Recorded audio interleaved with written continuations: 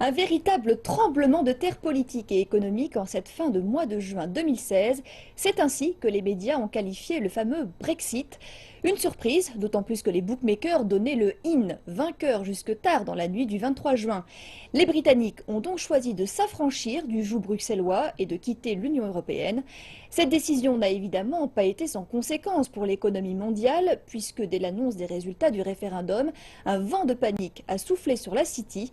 La livre sterling a brutalement chuté et la plupart des marchés mondiaux ont affiché des pertes. Les analystes sont partagés sur les retombées économiques du Brexit. Certains affirment que son impact sera très limité, d'autres que les conséquences seront très lourdes pour le Royaume-Uni, qui risquerait alors d'entrer en récession. Certaines agences de notation ont même déjà dégradé la note du pays. Ce qui nous intéresse dans la chronique éco aujourd'hui, c'est de savoir quel impact ce Brexit aura sur les relations économiques sino-britanniques. La Chine va-t-elle en souffrir ou au contraire en profiter?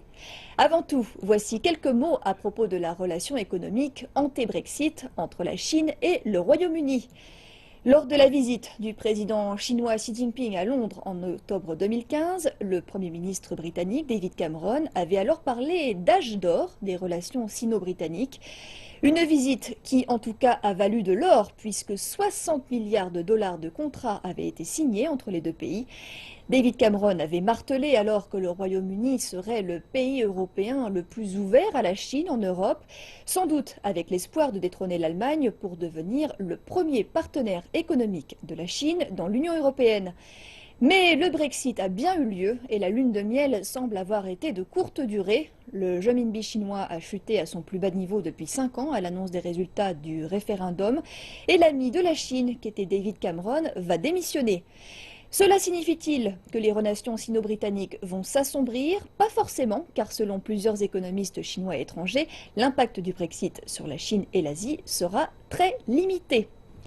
Pour parler de tout cela avec nous aujourd'hui, j'ai le plaisir d'accueillir sur notre plateau Monsieur Ding Yifan. Bonjour, merci Bonjour. d'avoir accepté notre invitation.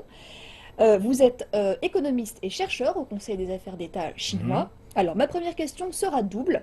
Quelle a été la réaction officielle du gouvernement chinois à l'annonce des résultats du référendum le 24 juin dernier? Mhm. Et vous, quelle a été votre réaction personnelle en tant que citoyen chinois? Avez-vous été surpris par ce résultat? Oh oui, je répondrai par la deuxième question. Tout le monde a été surpris, je ne fais pas d'exception. Donc, j'ai été surpris par le résultat du référendum. Ce genre de choses est qualifié de signe noir sur le marché financier parce que ce sont des phénomènes qui arrivent tellement rarement que lorsqu'ils arrivent, ça provoque toujours une panique. Mais une panique qui avait Et quand même été plus ou moins anticipée, c'est-à-dire que les gens de la City s'étaient préparés au scénario le catastrophe qui est arrivé du coup. Pas tellement, parce que jusqu'à la veille, tout le monde, même les banques d'investissement qui étaient Ils y les croyaient plus, encore. y croyaient, et qu'ils croyaient que c'était une surprise un peu particulière. Alors, on pensait que le oui pour Rester dans rester l'Union. au sein même de l'Union européenne aurait emporté, mais même très faiblement, l'aurait tout de même emporté. Alors que le résultat prouve que le contraire est arrivé et Exactement. que le marché financier global, donc mondial, a été touché par ce genre de phénomène. La bourse a chuté non pas seulement à Londres, en cité, mais aussi à Partout. Francfort, à Paris, à New Voilà. York, ici même en Chine. Bien sûr. Donc, il faut dire que la panique a été généralisée partout sur le marché des capitaux.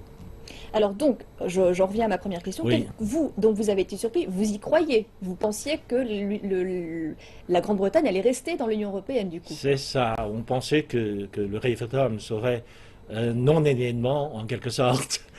Mais c'est arrivé comme un événement inattendu. Puisque, comme je disais en préambule, tard dans la nuit, les parieurs disaient toujours que le in C'est ça. avait gagné et du coup tout le monde était déjà dans Mais le l'euphorie. gouvernement chinois a pris une attitude très modérée, disant qu'on souhaite une Union européenne, donc on n'espère pas que la Grande-Bretagne sorte de l'Union européenne, mais c'est une décision du peuple britannique, on n'y peut rien.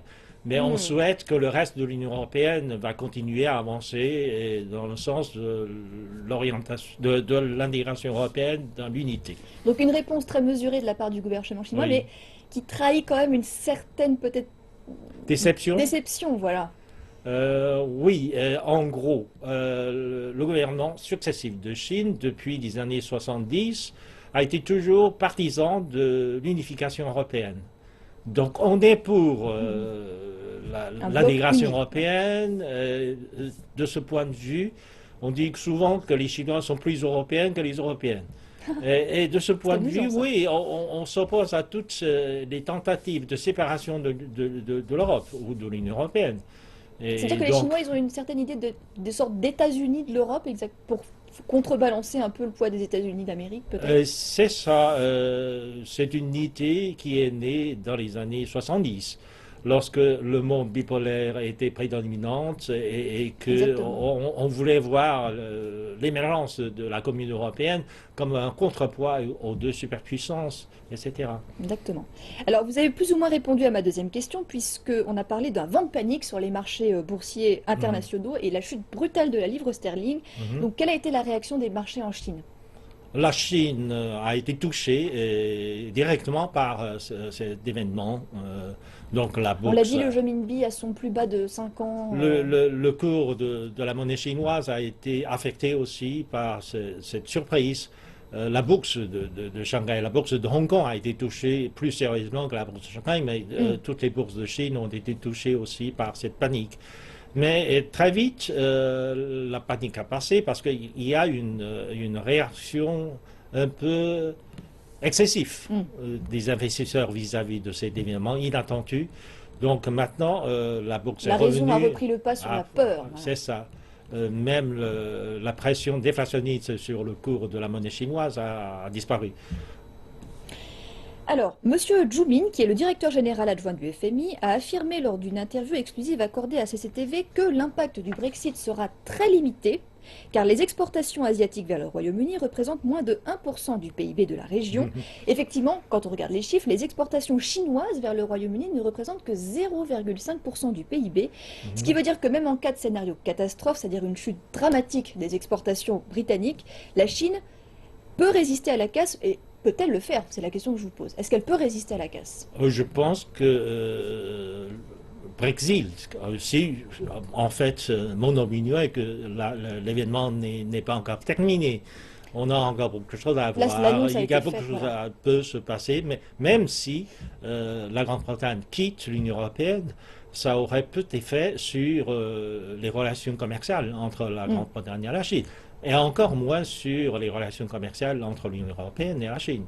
Parce que, d'abord, les chiffres sont minimes, sont très peu importants par rapport à l'exportation chinoise. D'autre part, parce que la Grande-Bretagne servait aussi d'une espèce de pont tournant entre l'Union européenne et la Chine. Alors, mais justement, le sans la Grande-Bretagne, oui, mais sans la casser, Grande-Bretagne, on va directement vers l'Europe, sans problème. Donc, du coup, le pont va se diviser en deux, puisqu'il y aura une route vers le Royaume-Uni et puis une route vers l'Union européenne qui sera du coup séparée. Et le Royaume-Uni sera toujours un marché pour la Chinois, puisque les entreprises chinoises ont investi depuis un certain temps massivement en Grande-Bretagne. Mais ces investissements visent principalement le marché intérieur du Royaume-Uni. Ils construisent des centrales nucléaires, je crois, en Grande-Bretagne, etc. Mais comment ça se fait que les chiffres soient aussi peu importants, puisqu'on a l'impression quand même qu'il y a un gros trafic commercial entre la Chine et le Royaume-Uni? C'est-à-dire 0,5% du PIB, c'est ridicule presque. C'est ridicule. Là, il y a plusieurs explications. En fait, la proportion du commerce international dans le PIB chinois a baissé de beaucoup. En plus, l'exportation vers les marchés traditionnels, c'est-à-dire vers l'Union européenne, le marché européen et les États-Unis, ont baissé sensiblement par rapport aux exportations vers d'autres pays, surtout vers des pays sur la route de la soie, etc. Alors, c'est grâce aux bonnes actions de Londres que le renminbi chinois a pu s'internationaliser, au point d'être inclus dans le panier des tirages de droits spéciaux du FMI. Alors, est-ce que le Brexit peut nuire à la montée en puissance de la monnaie chinoise dans le monde entier? Je ne pense pas, parce que si on regarde les opérations à renminbi, ou les transactions de Jinping sur les marchés financiers internationaux, il n'y a pas que la Cité, il n'y a pas que Londres. New York Oui, commence à le fait traiter aussi. le Jinping, les grands centres commerciaux, les grands centres financiers en Europe, tels que Francfort, je crois. Luxembourg, Oui. Francfort, Paris et Zurich, tous les centres financiers européens Parce que la se Grande-Bretagne avait... rivalisent pour Ouais. avoir le Jinping comme... Parce qu'on a l'impression que la Grande-Bretagne avait fourni beaucoup d'efforts dans cette internationalisation de la monnaie chinoise. Ils avaient vraiment poussé, sans doute en pensant à leur propre intérêt, évidemment. C'est ça, parce que C'était la Grande-Bretagne a été le premier opérateur du dollar américain dans les années exactement, oui, 50-60 oui. et c'est devenu le plus grand marché offshore du dollar en Europe, etc. Ils ont gagné pas mal de profits et maintenant ils visent la monnaie chinoise pour en faire aussi un centre offshore du monde. Ils disent que Londres voulait faire c'était le plus grand marché offshore du Jinping, non pas seulement en Europe, mais sur le monde. Et de ce point de vue, je pense que la sortie de la Grande-Bretagne de l'Union européenne pose un peu de problème. Parce Hmm. que le marché continental européen serait probablement plus important que le marché de Londres dans ce cas-là. Alors, l'homme le plus riche de Chine, Wang Tianlin, a massivement investi dans le secteur immobilier au Royaume-Uni. Bon, c'est un magnat immobilier, donc jusqu'ici rien d'étonnant, mais selon lui, il a déclaré que la sortie du pays de l'Union européenne représenterait davantage d'obstacles pour les investisseurs chinois au Royaume-Uni. D'un autre côté, on a la firme Huawei qui annonce qu'elle va investir 1,3 milliard de livres sterling dans le pays, Brexit ou pas Brexit. Alors, vous, Monsieur Ding, quelle est votre opinion à ce sujet? C'est-à-dire que les investissements chinois vers le Royaume-Uni risquent-ils de ralentir? Apparemment, vous disiez que non. Cela dépend parce que, en fait, les investissements en direction du Royaume-Uni est en fait de deux natures. Il y a des investissements qui vont vers le Royaume-Uni parce Mhm. que les conditions d'investissement, Ils sont l'environnement favorables. d'investissement sont plus libéralisés, sont plus libres, etc. Mais en fait, ils visent le marché plus grand, le marché européen, Mhm. continental. Mhm. Et Londres ou le Royaume-Uni étaient un point de chute. Et de ce point de vue, je pense que comme le Royaume-Uni ne faisant plus partie de l'Union européenne, les investissements chinois vont directement ou à Paris ou à Francfort ou donc dans les pays de l'Union européenne. Mhm. Mais d'autres investissements vont continuer à affluer vers le Royaume-Uni parce qu'ils visent le marché Le marché intérieur, parce que intérieur, ouais. ça représente tout de même un marché important, le marché intérieur du Royaume-Uni. Alors, le Royaume-Uni sera donc automatiquement exclu du traité commercial Chine-UE, ce qui est normal, puisque si elle sort de l'UE, elle ne sera plus dans l'UE, évidemment. Mais est-ce que c'est vraiment synonyme de mauvaises nouvelles pour la Chine et pour l'Union européenne, pardon, pour le Royaume-Uni, excusez-moi, dans le sens où les régulations financières imposées par Bruxelles vont donc magiquement disparaître en Grande-Bretagne? C'est-à-dire, y a-t-il un moyen pour la Chine de bénéficier de cette situation? C'est-à-dire que libérée du joug bruxellois, il y aura plus de liberté, entre guillemets, pour les transactions commerciales. On serait tenté de penser que finalement, sans le joug Voilà, bruxellois, j'appelle ça le joug, oui, mais c'est bon, ça, parce qu'il y a quand même beaucoup les- de c'est ça, contraintes. il y a beaucoup de contraintes du point de vue réglementation, Voilà, voilà. etc. Les investisseurs chinois ou les commerçants chinois seraient plus tentés par un marché plus libre Voilà. en Grande-Bretagne. Mais il ne faut pas oublier que les affaires sont étroitement liées à la dimension du marché. Parce que, quel que soit l'état de liberté Hmm. au marché britannique, c'est tout de même un marché Limité. limité. Voilà. Le plus grand marché, c'est l'Europe continentale, c'est l'Union européenne, etc. Je pense que, quel que soit le degré de liberté en Grande-Bretagne, les entreprises chinoises seraient toujours intéressées par un marché plus Plus grand. élargi, plus unifié et plus diversifié en Europe continentale. Alors, intéressons-nous un instant, et plus précisément, à l'impact politique du Brexit sur les Ah, relations sino-britanniques. Alors, deux problèmes majeurs apparaissent à l'horizon, c'est-à-dire, un, le sinophile David Cameron, allié de la Chine, qui va démissionner. mhm. Et donc, on ne sait pas du coup si son successeur sera un ami de la Chine ou pas. Deuxième problème, c'est la sortie du Royaume-Uni de l'UE qui l'affaiblit. Et du coup, qui fera moins de contrepoids aux États-Unis, puisque du coup, unie, l'Union européenne faisait contrepoids par rapport aux États-Unis. Et du coup, là, avec le départ du Royaume-Uni, l'UE est affaiblie. Donc, vous, comment vous analysez un petit peu cette situation qui va certainement devenir très compliquée dans les mois Oui, à oui, venir? oui. Sur le plan géopolitique, je pense que le Brexit aura un impact beaucoup plus approfondi, à la fois sur l'Union européenne, mais aussi sur les États-Unis. Il ne faut pas oublier que la Grande-Bretagne avait tenté de se joindre à la communauté européenne depuis longtemps, et sa candidature a été rejetée 2 fois Oui, oui, par le oui. général de À Gaulle, l'époque, par la France. c'était le parent pauvre C'est de ça. l'Europe, c'était Et pauvre. parce que le général de Gaulle pensait que la Grande-Bretagne serait une espèce de Boulet. cinquième colonne des Voilà. États-Unis au sein même de l'Union de la Communauté européenne.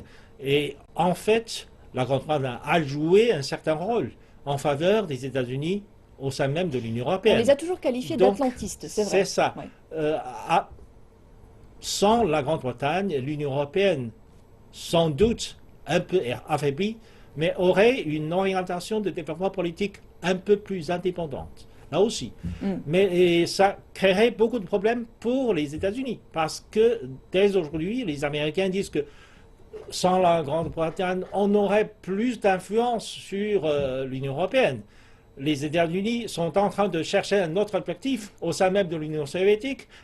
Ils visent maintenant l'Allemagne comme pilier de leur future influence au sein même de l'Union Donc les européenne. États-Unis auraient Parce tendance que, à mettre un petit peu la Grande-Bretagne de à part, côté, de oui, les c'est ça. Donc, abandonner en fait, en quelque sorte. ça pose de sérieux problèmes aux relations spéciales entre le Royaume-Uni et les États-Unis, parce que sans l'Union européenne, la Grande-Bretagne serait devenue moins importante Exactement. pour les États-Unis. Donc ça a des ramifications un peu difficiles, géopolitiques, très compliquées. Et À la quelques mots fois sur pour l'Union le européenne et pour les successeur États-Unis. potentiel de David Cameron, puisque, alors, On surprise ne sait- aujourd'hui, on C'est ne sait ça. pas, et surtout que Boris Johnson a affirmé qu'il ne voudra pas être le Mhm. prochain Premier ministre britannique. Alors là, c'était coup de tonnerre parce que il a participé tellement activement à la lutte pour le Brexit, et puis là, tout d'un coup, en fait, ça m'intéresse pas d'être le Premier ministre. Non, c'est probablement aussi une tactique politique, parce que il Oui, vous paraît pensez qu'il veut se faire désirer? qu'il y aurait des événements qui interviendraient s'il participe à l'élection générale Oui. la prochaine, et donc il préfère ne pas s'impliquer dans l'affaire pour le moment. Hmm. Mais en tout cas, la diplomatie chinoise consiste à dire que les bonnes relations entre les pays sont fondées sur le sentiment populaire, et on ne vise pas spécialement un dirigeant politique à la préférence d'autres dirigeants D'accord. politiques. Donc on verra. Je pense que quel que soit le futur Premier ministre britannique, les relations sino-britanniques sont basées sur des intérêts mutuels très profonds qui lient les deux pays ensemble D'accord. depuis un certain temps déjà. Je ne pense pas qu'un dirigeant politique britannique un peu radical, disons, serait tenté de briser d'une certaine manière ces relations amicales qui profitent en fin de compte aux deux Oui, côtés, aux deux exactement. pays, et pas seulement à un des côtés. Alors, dernière question, parce qu'il est vraiment, en fait, il est difficile de prédire si le Brexit aura des effets plutôt positifs, plutôt négatifs. Pour l'instant, tout n'est que spéculation, on ne sait C'est pas ce qui va ça. se passer, c'est le grand inconnu. Mais je voudrais savoir comment vous, Monsieur Ding, vous envisagez l'avenir politique et économique de la relation sino-britannique, c'est-à-dire dans les quelques années à venir. Alors, parce qu'en fait, le Royaume-Uni ne sera pas encore sorti de l'Union C'est européenne. ça, Quel sera, justement. qu'est-ce qui va se passer, Je pense selon vous? que, personnellement, je doute les effrayements de Brexit. Je pense que Brexit n'aura jamais lieu. Parce que, Vous dites que le Brexit n'aura jamais lieu. Alors, scoop, le Brexit n'aura pas lieu. Formidable. Parce que il y a encore devant nous un temps relativement long pour que toutes les procédures de Brexit aura terminé. Donc pendant longtemps, la Grande-Bretagne serait toujours membre de l'Union européenne D'accord. pour négocier la fin ou la sortie de la Britannique. Et il y D'accord. aura 2 ou 3 ans pour la négociation. Très Et bien. pendant tout le temps, beaucoup de choses pourraient se passer. Exactement. Par exemple, il pourrait y avoir un nouveau gouvernement en Guatemala, il y aura une élection générale, et le nouveau Premier ministre aura une autre idée sur le statut de l'Union européenne, d'autant plus que si la Grande-Bretagne décide vraiment de quitter l'Union européenne, il y aura probablement un acte de sécession au sein même de la Grande-Bretagne, parce que l'Écosse veut sortir de... D'accord. Là, on rentre dans des considérations un petit peu plus complexes. Par contre, j'ai mon mot de la fin, c'est que selon vous, le Brexit n'aura pas lieu. Je vous remercie infiniment d'avoir participé à notre émission, dont c'est déjà la fin. La chronique éco, c'est donc terminé, mais retour de la chronique éco la semaine prochaine à 15 h, heure de Beijing. Je vous souhaite une excellente suite de programme et à très bientôt sur CCTV Français.